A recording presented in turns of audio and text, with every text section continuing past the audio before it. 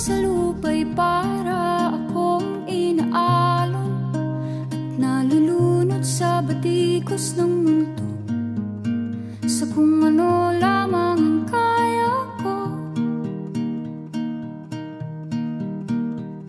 Mental health, parang ano lang yun eh, baliw-baliwat. Wala, parang sakit ng mga kabataan siguro. Ma-Facebook na kasi mga tao ngayon, dami nilang nakikita. So, ako personally, hindi ako naniniwala. Kumbaga siguro nagpapapansin lang sila. May tama dito yun. Parang abnormal. Hindi makasabay sa mga iniisip ng mga tao. Yung kalusugan natin, saka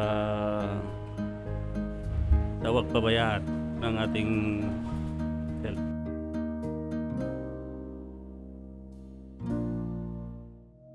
Dahan-dahan nating simulan muli ang paghakbang. Dahan-dahan tumingin sa salamin upang makita ang ating kagandahan. Dahan-dahan iangat ang mukha upang masilayan ang payapang kalangitan. Oo, pagod ka na, pero di ka nag-isa, kaya't lumaban ka at sabihin, ako naman muna. Very stigmatized siya here sa Philippines, and for the past few years, meron na siyang recognition somehow, but lacking pa rin siya. We should be more educated regarding mental health. Ito yan. May mga tao kasing matibay ang loob, yung iba mahina talaga yung loob. Yung mga nagsusuicide kasi, hindi lang nila makayanan yung yung sarili nila. Kumbaga, pinapalungkot lang nila lalo. Kung nagsasabi ka ng problema mo, ba't ka pa magpakamatay, di ba? Pag po sinabi yung depression, naniniwala po po kayo? Oo, parang ganun. Paano po pag sinabi ko po depression, ano po yung naiisip ng kahulugan niyo? Kagaya ko, nanidepress na ako. Katarata ako na. Hindi ko gano'ng yung mga mukha nyo, kaninag lang.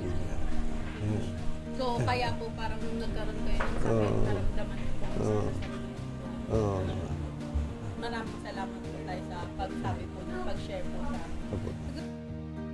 It is somehow ironic na most of my friends nung undergrad sa psych still suffering from mental issues regarding depression, anxiety. For someone na trying to help, it's somehow difficult to approach someone na may depression or anxiety kasi most of the time, yung view natin regarding depression or anxiety is hindi siya like specific na sad siya, ganun yung itsura. Pero most of the time, they try to mask it.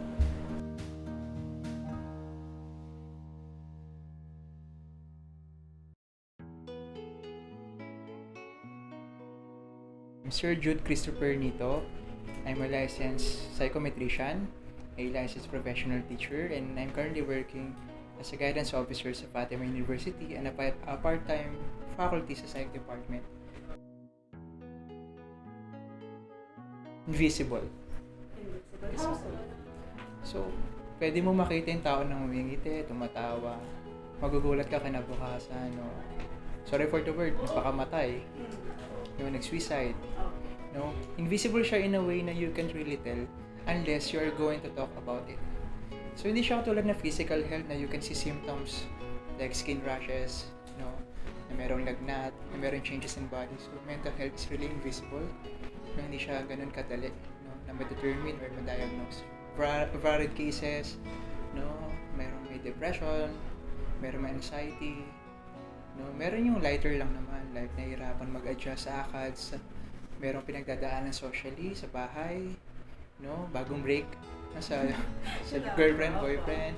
So anything, any naman na cases, no? Actually, mental health is either para siyang spectrum, pwedeng mababaw, pwedeng malalim.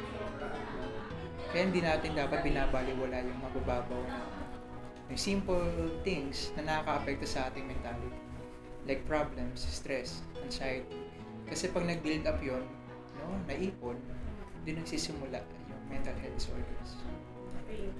Big word yung work-life balance, lalo pag ikaw yung naka-experience.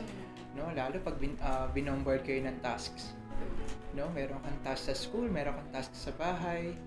No, gusto mo rin magkaroon ng me time. So, very complicated pag ganun agad. Siguro pinaka-initial na pwede mong gawin, learn to acknowledge your emotions.